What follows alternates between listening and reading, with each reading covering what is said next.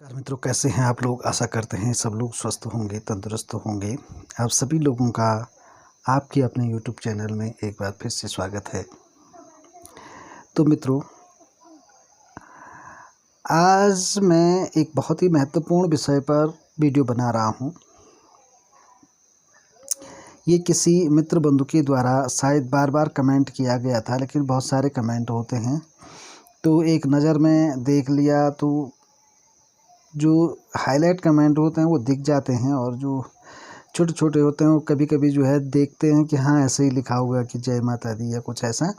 तो इसलिए मैं उस कमेंट को देख नहीं पाया। जैसे मैंने आज उसको देखा तो मुझे बड़ा खेद हुआ कि मैं जो है समय पर इस कमेंट को नहीं देख पाया। तो चलिए, खैर कोई बात नहीं, इतनी भी जो है वो नहीं है, क्योंकि मैंने देख लिया है। तो मैं आज आपको छोटे बच्चे जो नवजात शिशु हैं, अगर उनको निमोनिया की शिकायत हो जाती है तो उनके लिए क्या उपाय किए जाते हैं। तो ऐसे में आप उन पर किसी भी प्रकार का तंत्र मंत्र उपयोग ना करें। एक होम रेमेडी होती है, तो वो मैं आज आपको बता रहा हूँ कि क्या करना चाहिए, है ना। तो वो इस तरीके से है, तो मैं बताऊँगा अभी आगे चल के वीडियो में। और उनकी सुरक्षा के लिए आप किसी भी जो भी आपके पास सुरक्षा मंत्र है उससे जो है 3 बार मंत्र पढ़ के आप बच्चे पर फूंक मार सकते हैं, और नहीं तो आप ओम दुम दुर्गाय नमः का भी जो है 1-2 बार उच्चारण करके फूंक मार सकते हैं, ताकि जो है बच्चे की सुरक्षा हो जाए। और ऐसे ज़्यादा किसी प्रकार के मंत्रों का प्रयोग ना करें, क्योंकि मंत्रों की जो वाइब्रेशन होती है वो काफ़ी भयानक होती है और काफ़ी तेज़ होती है, मतलब।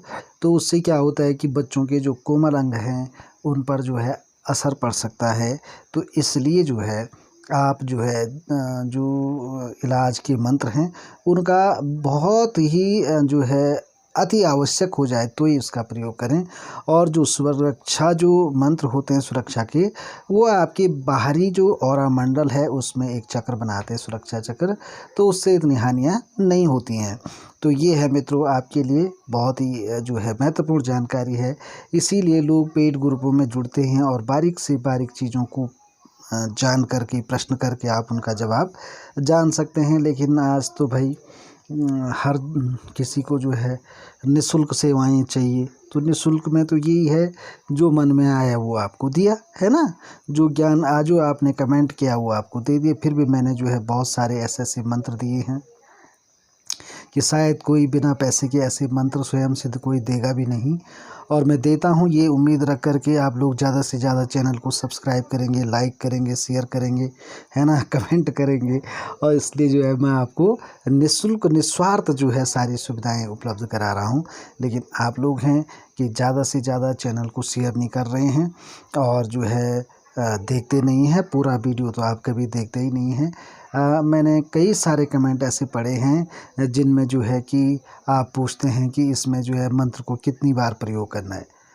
अरे मेरे मित्रों, मेरे बंधुओं, जब हम कोई मंत्र देते हैं तो उसकी पूरी जानकारी, पूरी विधि उसमें देते हैं। लेकिन इसका मतलब है कि आप सीधे डिस्क्रिप्शन में गए और आपने मंत्र लिया, और वीडियो देखने के बजाय आप सीधे पूछ रहे हैं कि जो है इसको कितनी बार प्रयोग करना है। तो कितनी दुख की बात है, हम इतना मेहनत करते हैं, इतना समय आप लोगों को देते हैं और आप लोग ऐसा करते हैं। तो चलिए, आज एक छोटी सी कहानी आपको सुना रहा हूँ, बहुत ही महत्वपूर्ण है।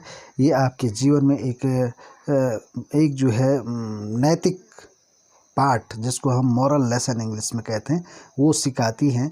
और कैसी जो है दुनिया एक दूसरे पर परस्पर होती है, इस चीज़ के बारे में आज आप रूबरू होंगे। दुख का विषय ये है कि आज शिक्षा जगत से वो सारे कोर्सों को हटा दिया गया है जो बच्चों को जो है नैतिक बनाते थे, ठीक है ना।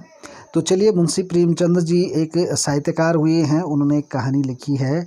कहानी का नाम तो शायद मुझे याद नहीं है, लेकिन उसका जो मुख्य पात्र है वो है डॉक्टर चड्ढा, ठीक है ना।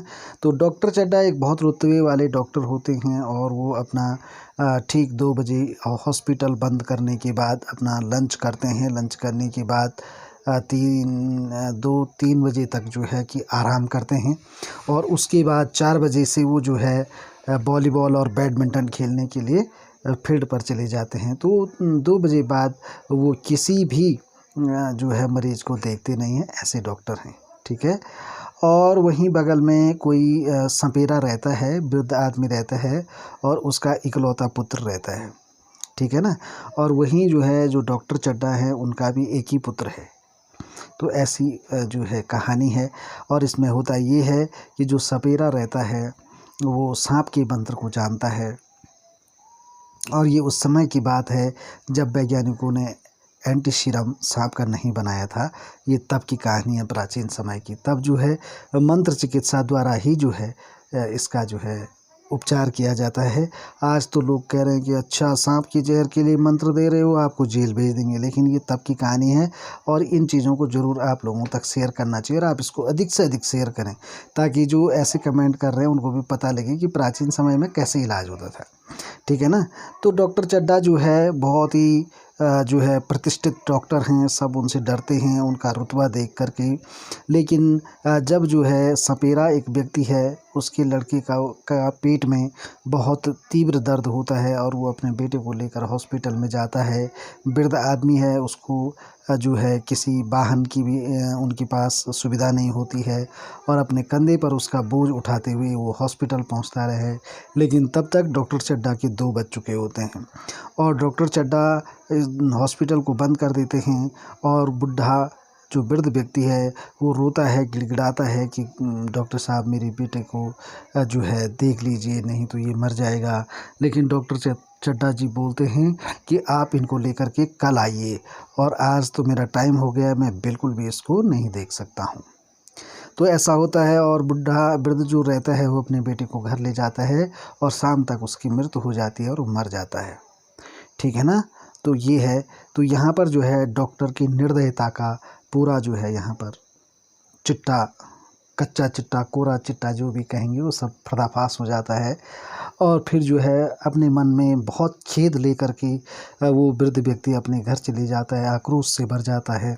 लेकिन एक दिन ऐसा होता है कि जो डॉक्टर चड्ढा का लड़का होता है, होनहार होता है और एक शालिनी नाम की लड़की से उसकी एंगेजमेंट हो रही होती है और पता नहीं क्या कुछ ऐसा हो जाता है कि एक सांप आकर के उसके लड़के को काट देता है। तो मैं पात्रों का नाम याद नहीं कर पा रहा हूँ क्योंकि मैंने ये कहानियाँ सब बचपन में पढ़ी हैं, तो इसलिए मुझे याद नहीं है, लेकिन आप इसको वर्बली समझ सकते हैं। तो वो लड़का जो है सांप उसको काट देता है और जब काटता है तो फिर डॉक्टर साहब के पास इसका कोई इलाज नहीं होता है। तो वो भागकर अपने बेटे को लेकर के जो है उस वृद्ध व्यक्ति के पास जाता है, उस सपेरे के पास जाता है। और सपेरा जब उसको देखता है तो कुछ पल के लिए उसे बहुत क्रोध आता है और कहता है, डॉक्टर साहब अगर मैं आपकी जगह होता तो या मैं चाहूँ तो मैं तुम्हारे बेटे को नहीं बचाऊंगा, लेकिन मेरा जो फ़र्ज़ है, मेरा जो कर्तव्य है, मैं उससे कभी विमुख नहीं हो सकता। और आप लोग इतनी मोटी फ़ीस लेने के बाद भी जो है लोगों के साथ इस प्रकार का व्यवहार करते हैं। और फिर जो है वो जल्दी जल्दी में वृद्ध व्यक्ति जो है एक गिलास पानी ले आता है और पानी में जो है मंत्र बुदबुदाता है और उस बच्चे को पानी पिलाया जाता है और थोड़ी देर में जो है उस बच्चे को होश आ जाता है और वो तुरंत जो है उठ बैठता है। इस पर जो है डॉक्टर साहब उस वृद्ध व्यक्ति से क्षमा याचना करते हैं और अपनी गलती का एहसास करते हैं, भूल को समझते हैं और क्षमा प्रार्थी बन जाते हैं। तो ऐसी जो है ज्ञानवर्धक चीज़ें उस समय कोर्स में थी, लेकिन अब नहीं है। तो क्या कर सकते हैं, इसीलिए मीडिया वाले ऐसे ऐसे प्रश्न भी उठा रहे हैं।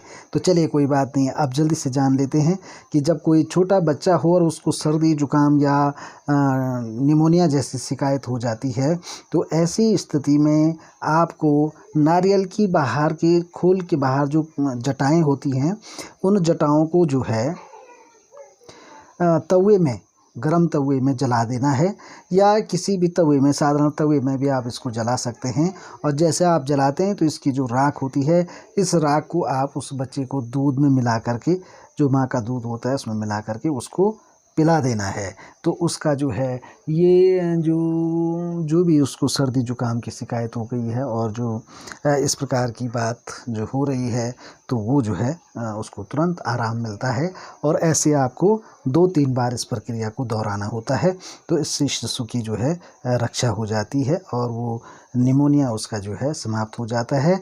और अगर अधिक हो रहा है, नहीं ठीक हो रहा है, तो आप जो हैं ककड़ी होती है, जो ककड़ी के जो पत्ते होते हैं, सूखे पत्ते होते हैं, उन सूखे पत्तों को जो है आप जलाएं और उसका थोड़ा हल्का हल्का धुआं उसके चेहरे पर ऐसा करना है, बच्चे को धुआं देना है उसका।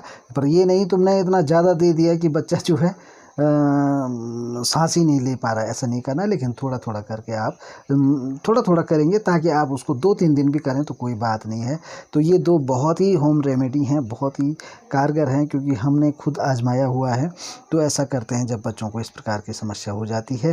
तो ऐसी महत्वपूर्ण जानकारियों के साथ फिर मिलते रहेंगे मित्रों अगली वीडियो में, और फिर किसी ज्ञानात्मक चर्चा के साथ किसी विशेष विषय पर आप लोगों को जो है जानकारी दी जाएगी। और चैनल को लाइक, शेयर, कमेंट, सब्सक्राइब जरूर करें। फिर मिलते हैं, तब तक के लिए जय माता दी, जय केदार बाबा की जय हो, हनुमान जी बाबा की। आप सबका कल्याण हो।